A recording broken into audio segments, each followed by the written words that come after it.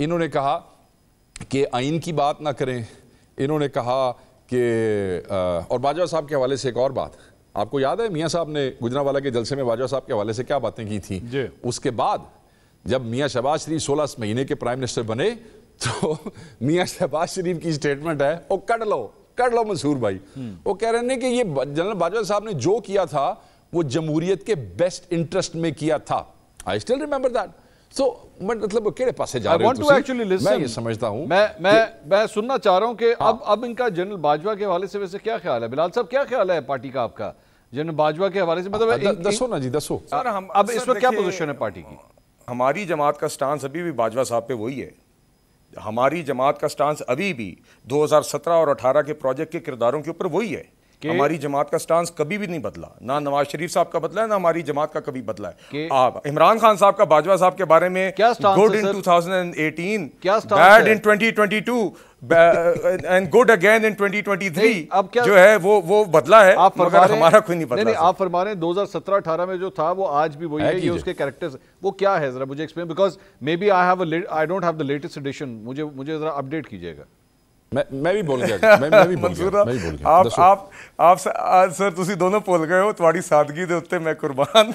बात ये है सर कि 2017 और 18 में जितने भी कैरेक्टर्स थे जी रियासत में, जितने भी लोग जिम्मेदारान थे उस टाइम पे जो उस प्रोजेक्ट का हिस्सा थे, जिन्होंने नवाज शरीफ साहब के खिलाफ पनामा के नाम पर अकामा निकाला, उसको बहाना बना के वजारत उज़्मा से निकाला, फिर उनको पार्टी की सदारत से निकाला, फिर उनकी बेटी और उनको जेल में भेजा और जल्दबाजी में भेजा कि इलेक्शन से पहले जेल भेज दें, और फिर ये भी उनका ख्याल था कि नवाज शरीफ कहाँ वापस आएगा पाकिस्तान, जेल जाने के लिए वो बंदा बेटी का हाथ थाम के खुद जेल आया। सर अब उनका करना देखिए, इसलिए वो जो लोग भी उस टाइम के उस जुर्म के मुर्तकिब थे वो आज भी अवाम के कटहरे में मुजरिम है जी। अवाम के कटहरे नहीं, हमने अवाम के कटहरे में मुजरिम बनाना है कि कानून के कटहरे में मुजरिम बनाना है? हुकूमत है ना देखो जी, देखिए वो तो अब आपके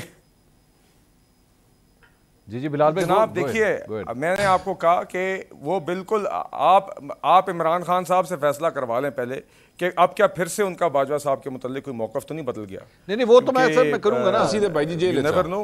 नहीं बिलाल साहब वो तो मैं करूंगा ना। मेरा क्वेश्चन ये है कि आज आपने पाकिस्तान तहरीक-ए-इंसाफ के लीडर को कानून के कटहरे में खड़े करके अडयाला जेल आपने पहुंचा दिया, अवाम के कटहरे में उनको नहीं सर जी बोलिए जी देखिए, हमने कहीं नहीं पहुंचाया। नंबर 1 उनके अपने करतूतों ने पहुंचाया। नहीं और कानून हरकत में आया है, कोर्ट ने फैसला किया। सर हमने कोई नहीं पहुंचाया, हमने कोई थानेदारी नहीं संभाली भी सियासतदानों को। मेरे पास कानून हरकत में आज सियासत मेरे पास आज से चंद महीने इमरान खान साहब वाले शौक नहीं है। सुने मेरे पास आज से चंद महीने पहले जब इमरान खान साहब गिरफ्तार हुए थे ना, तो मैं सिर्फ एक ऐड कर दूं तो ख्वाजा आसिफ साहब मेरे साथ इंटरव्यू में आए हुए थे, तो मैंने उनसे पूछा, मैंने कहा जी हिस्ट्री विल राइट दिस कि मुस्लिम लीग नून ने इमरान खान को जेल में डाला। मैंने कहा आप ये बोझ उठाने के लिए तैयार हैं? उन्होंने कहा हम क्रेडिट लेते हैं इस चीज का, एब्सोल्युटली हम रिस्पॉन्सिबिलिटी लेते हैं, ये क्रेडिट हमें दें आप कि हमने इमरान खान को अंदर किया है। Today you want to avert that, आज आप कह रहे हैं कि नहीं हमारा नहीं है। कह दो ख्वाजा साहब की जाती राय कोई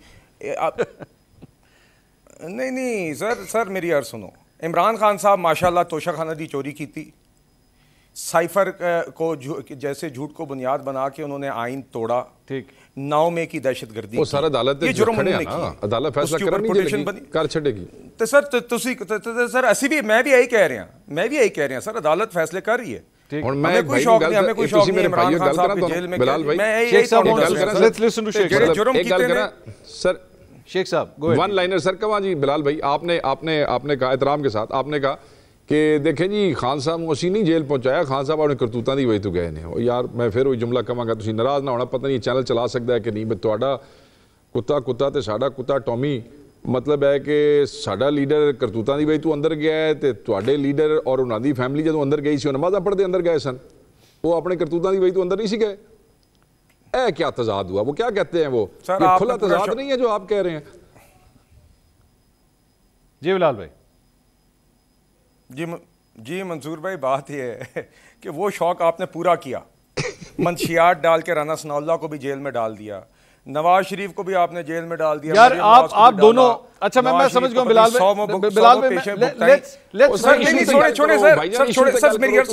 मंसूर भाई एक इजाफा करने दें, सलवारा फ्लोर रहे हो, छो एक इजाफा करने दें। अच्छा बोले सर, बात ये जब पीएमएलएन की लीडरशिप खत्म हो गई तो उनका हवस वो उसका थानेदारी का खत्म नहीं हुआ, तो एक आदिफ अजीसा साहब के खिलाफ पड़ गए, उनकी फैमिली के पीछे पड़ गए।